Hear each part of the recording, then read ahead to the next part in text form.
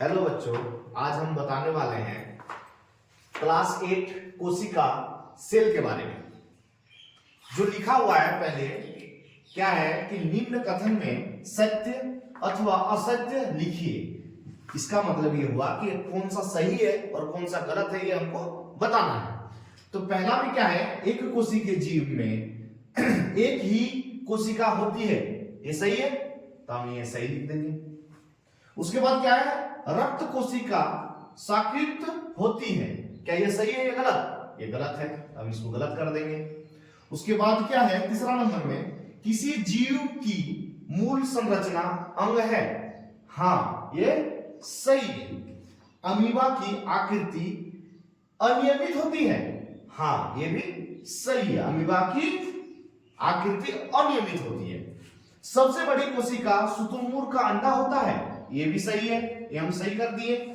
उसी तरह पौधों की कोशिकाओं में अपेक्षाकृत बड़ी रिक्तिका पाई जाती है, हाँ ये भी सही।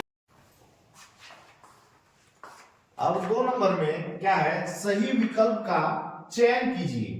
तो पहला में क्या है कि केंद्रक में कौन सा द्रव्य पाया जाता है, केंद्रक में कौन सा द्रव्य पाया जाता है। मेरा ऑप्शन दिया हुआ है क ख ग घ, इसमें दिया है क्या होगा, इसमें से ये होगा क नंबर केंद्रक द्रव्य, ठीक है। 2 नंबर में क्या दिया है, जंतु कोशिका में क्या अनुपस्थित होता है। तो जंतु कोशिका में क्या अनुपस्थित होता है, कोशिका भित्ति नहीं होता है, ठीक है, गो नंबर मार दिए। उसके बाद क्या है, क्लोरोप्लास्ट किसमें पाया जाता है। तो क्लोरोप्लास्ट किसमें पाया जाता है, तो क्लोरोप्लास्ट पौधा कोशिका में पाया जाता है। किसमें पाया जाता है, पौधा कोशिका में। उसके बाद क्या बोलता है, अमीबा एक एकल कोशिकीय जीव है, इसके एक ही कोशिका में होता है। तो क्या होता है इसमें, ये सभी क्रियाएं में होता है, ये ख नंबर हो जाएगा। अब क्वेश्चन आंसर में है क्या है कि कोशिका झिल्ली को चयनात्मक परागमय क्यों कहा जाता है। इसका उत्तर होगा कोशिका झिल्ली, जिसमें प्लाज्मा झिल्ली भी कहते हैं। क्या कहते हैं, कोशिका झिल्ली, जिसे प्लाज्मा झिल्ली भी कहते हैं, संरद्र होती है। यह ऐच्छिक पदार्थ को अंदर आने या हानिकारक पदार्थ को बाहर निकलने देती है, इसीलिए इसे चयनात्मक परागमय झिल्ली कहते हैं। ये मेरा उत्तर हो गया, ठीक है। अब 4 नंबर में क्या है कि कोशिका द्रव्य में पाए जाने वाले विभिन्न अंगों के नाम एवं उनके मुख्य कार्यों को लिखिए। अब इसका उत्तर है, यह एक जेली जैसा पदार्थ है जो कोशिका झिल्ली एवं केंद्रक के बीच पाया जाता है। यह दानेदार अर्धतरल होता है, जिसमें विभिन्न कोशिका अंग पाए जाते हैं। कोशिका द्रव्य में माइटोकॉन्ड्रिया, गोल्जिकाय, राइबोसोम, हरित लवक, रसधानी पाए जाते हैं। ये मेरा हो गया यहां उत्तर। उसके बाद क्या है, माइटोकॉन्ड्रिया, इसे कोशिका का पावर हाउस कहा जाता है। कभी कभी ये इंपॉर्टेंट के रूप में पूछता है कि हमारे कोशिका का पावर हाउस किसे कहा जाता है, तो हम उसका आंसर क्या लिखेंगे, माइटोकॉन्ड्रिया। उसी में क्या है, इसमें ऑक्सीजन के दौरान निकलने वाली ऊर्जा एंटीसीन ट्राइफॉस्फेट एटीपी के रूप में संचित रहती है।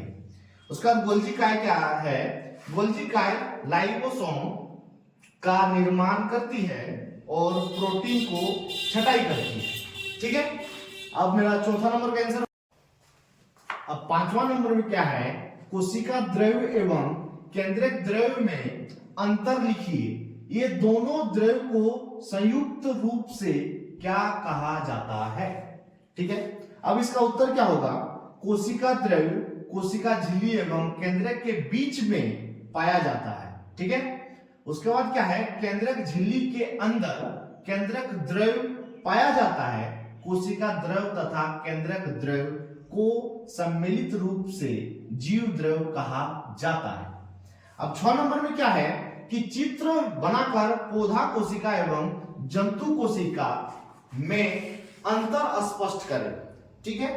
इसका अंतर स्पष्ट बुक में दिया हुआ है दोनों का चित्र, जैसे पौधा कोशिका का भी चित्र दिया हुआ है और जंतु कोशिका का भी चित्र दिया हुआ है। एक साइड पौधा कोशिका का बनाना है और एक जंतु कोशिका एक साइड बनाना है, उसके बारे में आपको बता देना है। ठीक है, ये आप लोग के लिए SW रहा। क्या रहा? SW अपने से बना के लाना है। ठीक है, उसी तरह 7 नंबर में क्या है कि कोशिका में क्रोमोसोम अथवा गुणसूत्र कहां पाए जाते हैं, इनके कार्यों का वर्णन कीजिए। उत्तर इसका है उच्च आवर्धन क्षमता वाले सूक्ष्मदर्शी द्वारा देखने पर हमें केंद्रक के अंदर एक छोटी संरचना दिखाई देती है जिसे केंद्रिका कहते हैं। ठीक है, उसके बाद इसके अतिरिक्त केंद्रक में धागे के समान संरचनाएं भी होती है जो अनुवांशिक गुणों को जनक से पीढ़ी दर पीढ़ी स्थानांतरित करती है, इन्हें गुणसूत्र कहते हैं। ठीक है, ये मेरा हो गया 7 नंबर का। अब 8 नंबर का क्या है? पौध कोशिका में कोशिका भित्ति के क्या कार्य है?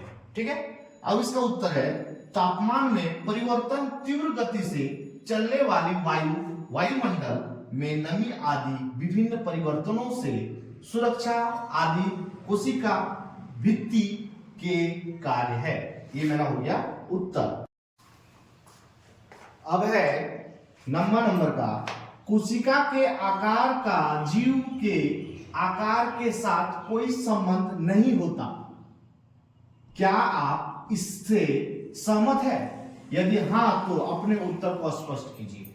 ठीक है, तो मेरा उत्तर क्या है? कोशिका के आकार का जीव के आकार के साथ कोई संबंध नहीं होता है। मैं इस कथन से पूर्णतः सहमत हूं। ठीक है, यहां तक हो गया। उसके बाद क्या है? क्योंकि यदि कोई जीव बड़ा होता है तो शरीर में कोशिकाओं की संख्या अधिक होगी, ना कि उसकी कोशिकाएं बड़ी बड़ी होगी। ठीक है, ये मेरा पूरा चैप्टर कंप्लीट हो गया। ठीक है, द एंड चैप्टर 1। ठीक है।